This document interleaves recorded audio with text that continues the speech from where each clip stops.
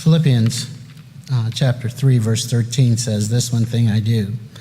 Brethren, I count not myself to have apprehended, but this one thing I do, forgetting those things which are behind and reaching forth into those things which are before." He says, "I press toward the mark." One of the things that I, even this morning, talking to the kids on the bus about is the wiles of the devil. And one of the wiles of the devil is our past. Wiles is, when you look at that definition of wiles, is something the devil uses as devious or cunning. The devil is devious. And one of the devious things that the devil uses in my life sometimes is my past. And he'll keep us sometimes trapped in our past. Or he'll use our past against us sometimes. My wife and I were visiting a few weeks ago, and we were trying to get some grandkids to come of another mom.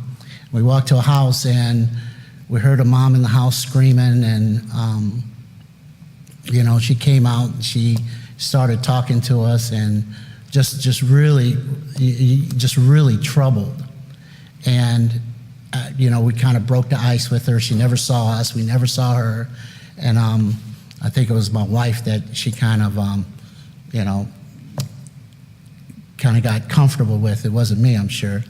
But she sat down on a chair, and she just opened up to us. Never seen us before in her life.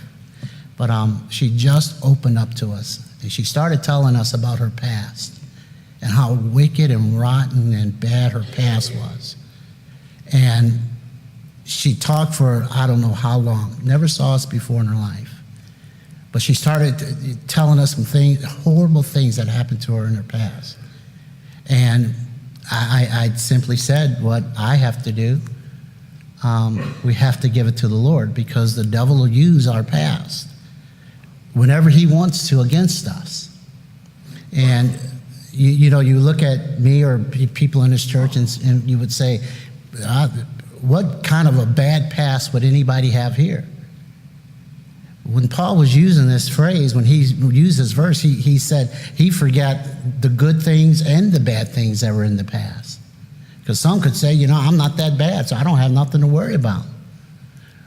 But there's others that could say, there's some things that happened to me in the past that the devil uses against me.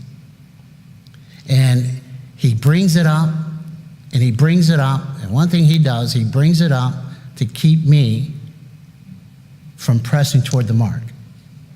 He keeps me from just having that I gotta go get it, or I'm getting tired, I don't want to keep going. And he uses that. And this is what God said to me. He said, you do this. He said, you cast that on me. There's people in here that have had some bad things that have happened to them. I think you need to talk about it. I think you need to find some godly authority to talk about it too. But then God says, cast all your cares upon him. Give it all to him. And he says this, because I care for you. I'm so glad God cares for me.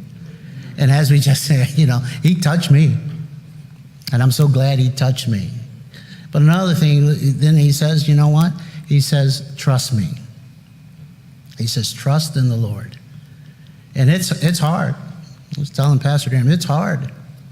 It's hard for me to put my trust in God sometimes. And I'm ashamed to say it. Because some of the things that I've seen and some of the things that have happened, sometimes it's just hard to put our trust in the Lord. And it's hard, definitely, to put your trust in a man. Definitely hard to put your trust in a man. But then God says, you know what? I've given you some godly men that you can trust. I've given you some godly people that you can trust, and that's hard. That's hard. But if I'm going to continue to press toward the mark, you know what? Devil, he's devious. And he'll use my past or some of the things that have happened in the past and just keep hammering and hammering and hammering. But God said, give it to him and trust him. And you know what? I think I'll keep pressing on if I do those things, but if not, it won't be used. Not like God wants us to be used. So I'm thankful for God for just that thought of pressing toward the mark and forgetting those things that are behind.